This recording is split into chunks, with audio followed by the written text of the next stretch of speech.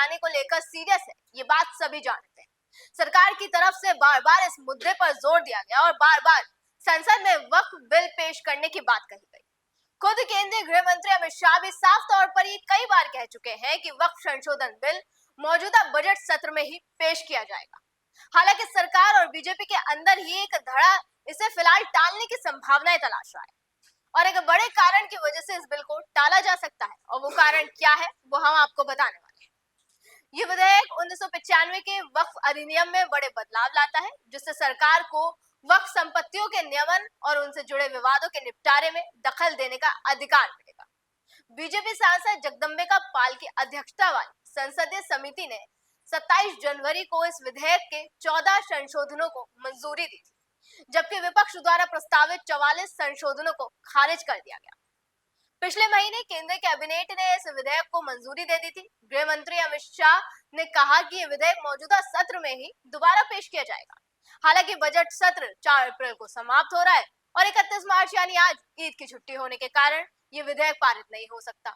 मात्र 4 दिन बचे हैं। ऐसे में सवाल ये है कि क्या इस बजट सत्र में ये विधेयक पेश हो पाएगा या नहीं, या फिर बिहार चुनाव की वजह से सरकार इस बार इसको टाल देगी। दरअसल बिहार में 17.70% आबादी मुस्लिमों की है और ये बात जग जाहिर है कि किस तरह से सरकार का वक्फ संशोधन बिल मुस्लिमों को भा नहीं रहा। मुस्लिम समाज की तरफ से इसका लगातार विरोध हो रहा है। तमाम मुस्लिम संगठन द्वारा इसको लेकर विरोध प्रदर्शन किया जा रहा है।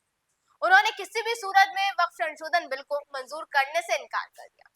जमीनखोर वक्फ के खिलाफ लाए गए वक्फ संशोधन बिल को लेकर एक खास जमात आम मुसलमानों को बरगलाने और भ्रम फैलाने में लगी। ये गिरोह लगातार ऐसे दावे और बयान जारी कर रहा है जिससे तनाव और नफरत फैले और दो समुदाय आमने सामने आ जाए और वक्फ बिल लागू होने पर देश में सिविल वॉर जैसे हालात बन जाए।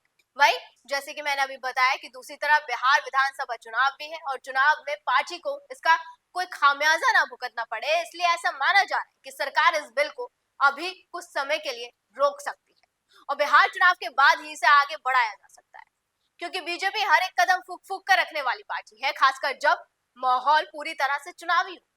हालांकि बीजेपी के सहयोगी दल जेडीयू की तरफ से इस बात को पूरी तरह से नकार दिया गया। जेडीयू सांसद कैशलेंद्र कुमार ने कहा कि इस बिल का बिहार चुनाव पर कोई प्रभाव नहीं पड़ेगा। उन्होंने कहा कि सरकार का कहना है कि ये विधेयक मुस्लिम समुदाय के हित में है, हमें इसे देखना होगा। मुझे नहीं लगता कि इसे अभी पारित करने या बाद में लाने से एनडीए को बिहार में कोई नुकसान होगा। तो वहीं कुछ नेताओं की राय ये भी है कि सरकार विधेयक को मौजूदा सत्र में पेश कर सकती है, लेकिन मतदान और पारित करने की प्रक्रिया को आगे बढ़ा सकती है। उधर विपक्षी दलों का कहना है कि अगर सरकार बिल को टालती भी है तो ये केवल चुनावी फायदा उठाने की रणनीति होगी और इससे विपक्ष की तरफ से रखी गई महत्वपूर्ण आपत्तियों को दूर करने में कोई मदद नहीं मिलेगा। इसके अलावा कहा यह भी जा रहा है कि पार्टी दक्षिण के लिहाज से भी इस बिल को पेश करने में देरी कर सकती है। सरकार के ही कुछ वरिष्ठ नेताओं का कहना है कि सीमा यानी डिलिमिटेशन और 3 भाषा नीति को लेकर पहले ही उत्तर और दक्षिण भारत के बीच राजनीतिक मतभेद उभर रहे हैं। ऐसे में वक्फ बिल इन विभाजन रेखाओं को और गहरा कर सकता है।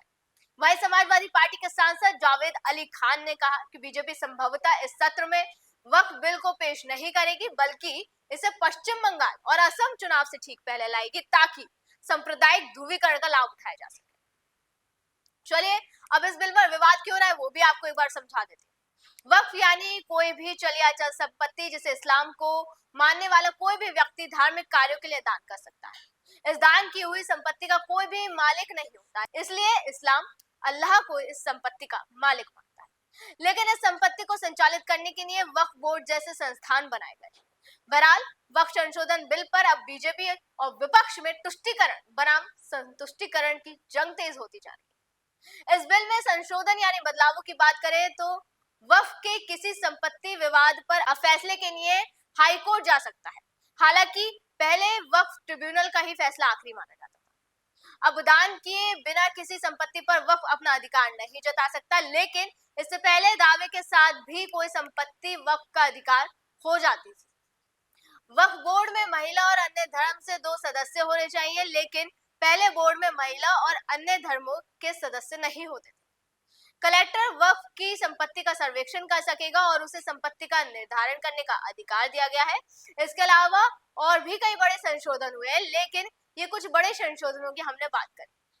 वहीं अब देखने वाली बात होगी कि क्या सच में बीजेपी इस बिल को टालती है, क्या पार्टी बिहार विधानसभा चुनाव के बाद ही इस बिल को आगे बढ़ाएगी। इन दावों में कितनी सच्चाई है, जो इन 4 दिनों में यानी 4 अप्रैल तक पता लग जाएगा। फिलहाल आज की वीडियो में बस इतना ही। अगली बार फिर होगी मुलाकात। आप देखते रहे GNP इंडिया, हर खबर भरोसे के साथ।